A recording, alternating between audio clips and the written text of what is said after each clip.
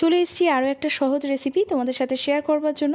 তো আজকে যে রেসিপিটা তোমাদের সাথে শেয়ার করতে এসেছি সেটা কিন্তু লাঞ্চের জন্য একদম পারফেক্ট রেসিপি। আর এটা কিন্তু খেতে খুবই টেস্টি হয়, আর বানানোটাও কিন্তু ঝটপট হয়ে যায়, আর খুব সামান্য কয়েকটা উপকরণই কিন্তু এটাতে লাগে। তো আজকে বানাচ্ছি ডিমের মালাইকারি। তো তার জন্য দেখো প্রথমেই একটা গ্যাসেতে প্যান বসিয়েছি, অল্প একটু তেল দিলাম, যার মধ্যে ফোড়নে আমি দিয়েছি এলাচ, গোলমরিচ আর দারচিনি, সাথে পেঁয়াজ দিয়েছি, পেঁয়াজটা একটু পাতলা করে কেটেছি, নুন দিয়েছি, দেওয়ার পরে পেঁয়াজটা একটু ভেজে নিলাম যাতে পেঁয়াজটা নরম হয়ে যায় তাড়াতাড়ি। তারপর পেঁয়াজটা নরম হওয়ার সাথে সাথে এর মধ্যে দিয়েছি আদা রসুনের পেস্ট, সেটাকেও কিন্তু আমি মিডিয়াম টু লো ফ্লেমে আরও 2 মিনিট মতো এইভাবে নাড়াচাড়া করে নিয়েছি যাতে আদা রসুনের কাঁচা গন্ধ চলে যায়।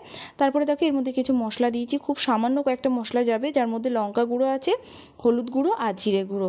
সামান্য একটু জল দিয়ে সেটাকে বেশ কিছুক্ষণ কষিয়েছি। কষানোর পর দেখো এর মধ্যে দিয়ে দিচ্ছি অল্প অল্প করে নারকেলের দুধ, দেওয়ার পরে কিন্তু বেশ কিছুক্ষণ আবারও কষিয়ে নিলাম যাতে মশলা থেকে তেল বেরিয়ে আসে।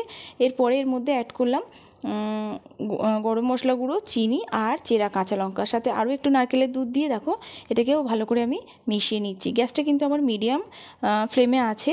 তো যাই হোক, এরপরে আমি আরও বেশ কিছুটা নারকেলের দুধ এর মধ্যে দিয়ে দিলাম। একটু নুনও এর মধ্যে আমি অ্যাড করব, কারণ নুনটা একটু কম লাগছিল। তো এটাকে মিশিয়ে নেবার পরে এটাকে ঢাকা দিয়ে রেখে দেবো যাতে গ্রেভিটা একটু ফুটে ওঠে। তো গ্রেভিটা দেখতেই পাচ্ছ ফুটে উঠেছে। এবারে এর মধ্যে আমি দিয়ে দেবো সেদ্ধ করে পাতলা পাতলা করে আমি কেটে রেখেছি ডিমটাকে, দেওয়ার পরে সেটা দিয়ে দিলাম সবগুলো। দেওয়ার পরে এইভাবে কিন্তু আমি আর এটাকে বেশি নাড়াচাড়া করব না। তো দেওয়ার পরে ঢাকা চাপা দিয়ে এইভাবে রেখেছিলাম আরও 2 মিনিট। তো হয়ে গেছে দেখতে পাচ্ছ। তো এরকম অনেক রেসিপি কিন্তু আমার চ্যানেলে আছে, অবশ্যই চেক আউট করে নিও। আর এই রেসিপিটা কেমন লাগলো জানাতে ভুলো না। ভালো থেকো, আবার দেখা হবে নতুন রেসিপির সাথে।